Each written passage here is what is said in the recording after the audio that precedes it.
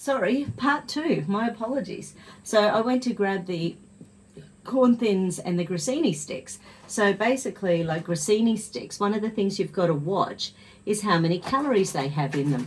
So some grissini sticks are covered with cheese and all sorts of things. That's going to make them have more calories. So you need plain grissini sticks. A bit of salt is fine, but really they need to be plain, because the more things they have in them, the more calories they have. And the other thing that you can alternate them with, if it chooses, is good old corn thins. So, because both of these have, so it's a corn thin and a grissini stick. But when you first start doing HCG, it's actually worth working out which ones that you can get that are the least amount of calories, because the least amount is the best. And you just want 1 to 2 of them per meal, depending on what you're doing with your calories. So that's just one thing. Because a lot of people go, oh, a small amount of starch, I'll have a bit of bread. No, that's not the same thing. So you've got to keep it as low as possible. And the idea is for a tiny bit of crunch to get you through the day.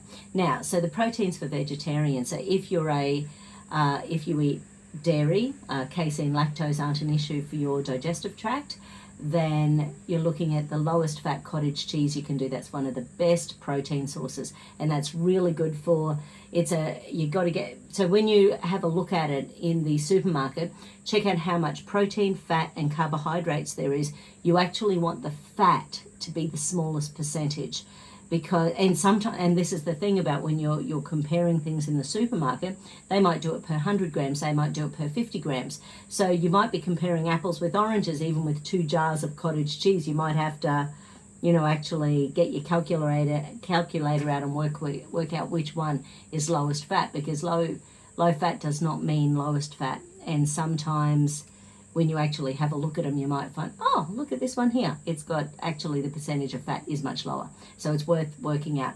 So you're looking at 100 to 125 grams. No, sorry, scrap that. 100 to 125 calories of your protein per meal, and the 2 meals per day. So once again, it depends on the brand and the type of protein you choose as to how much that ends up being. So you're after low-fat cottage cheese or low-fat milk. So you can actually get away with the lowest fat milk. So you might be able to do, say, a smoothie or something as your protein with the lowest fat milk. Low-fat organic tofu is really great. Because organic tofu doesn't have the genetic modification, and it doesn't mess with all our hormones and stuff. So if you love your organic tofu, that's amazing. It's a really good whole protein. Lowest fat soy milk you can do as well. Once again, up to that 100, 125 calories. There are things out there, and depending where you are in the world, like we have a shake it soup here. So it's a soup that's made of pea protein. That's a hot meal. You make it up.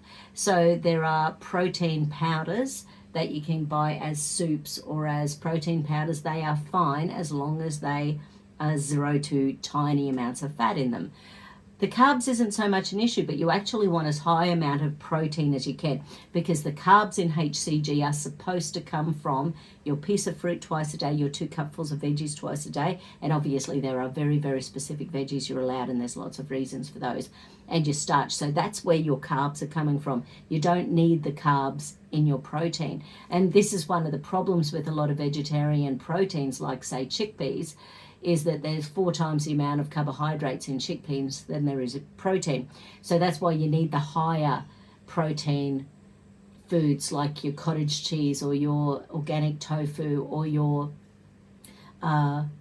protein powders or your protein soups, because you've got to take this into account, because otherwise what ends up happening, if you're too low in protein while you're doing the process, you'll actually start burning away your muscle mass, and then your muscle mass and muscle quality can disappear through the process. So this is not a good thing. So things like nuts and seeds have very high levels of fat, so they're not appropriate for HCG. So the aim is to look at the proteins in your world that have the highest protein, the lowest fat, but the biggest percentage of protein compared to the carbs, because of course carbohydrates are quite high in a lot of vegetarian proteins. So Now I'll tell you a couple of little stories about vegetarians who did not do it well.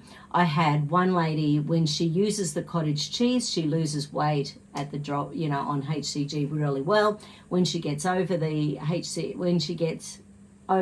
cottage cheese and goes, I don't want cottage cheese anymore, and she starts using things like chickpeas, which was her second protein of choice, it just didn't work. So now for her, there's a few reasons why that could be. Things like beans and legumes have a particular FODMAP. FODMAP feeds SIBO, small intestinal bacterial overgrowth, and sometimes it increases SIFO, small intestinal fungal overgrowth. So sometimes if beans and legumes are actually increasing weight in a people or stopping them from losing weight, it can be because they're actually destroying the healthy microbiome in the gut. For people who have SIBO, that is affected by galactans. So you can actually check out online and find galactans and see what foods are in there, because there's quite a few vegetarian proteins in there, and that's a real bummer. Things like, you can use egg whites if you're lacto ovo vegetarian, but the egg yolks have got too much fat in them, so it doesn't work as well. So, because the idea of HCG, once again, is to get the fat out of your bloodstream so your body is sucking the fat from deep inside, which is what I love about it, is that we start to shrink from the inside out. So that's why on average people lose about 7 kilos in 3 weeks. That's men and women alike, and around the 12 kilos in 6 weeks. So now the other thing is, many vegetarians, and this is just my truth from doing VLA's bioimpedance screenings on thousands of people over the last 15 years, is that many vegetarians start with low muscle mass. So because if you haven't worked out the perfect way of maintaining your muscle mass, and I never worked it out. I've been a naturopath for 25 years. I was a vego for 20 years. And I never worked out the best way of doing it. Now, I could have added a lot more protein powders and things, but I didn't like doing that. I was always trying to do it with food. So I could never get the right combination of proteins to maintain my muscle mass. So, and potentially it's because I'm an O blood group. So O blood groups, there's a whole science and theory behind that, the blood group diet.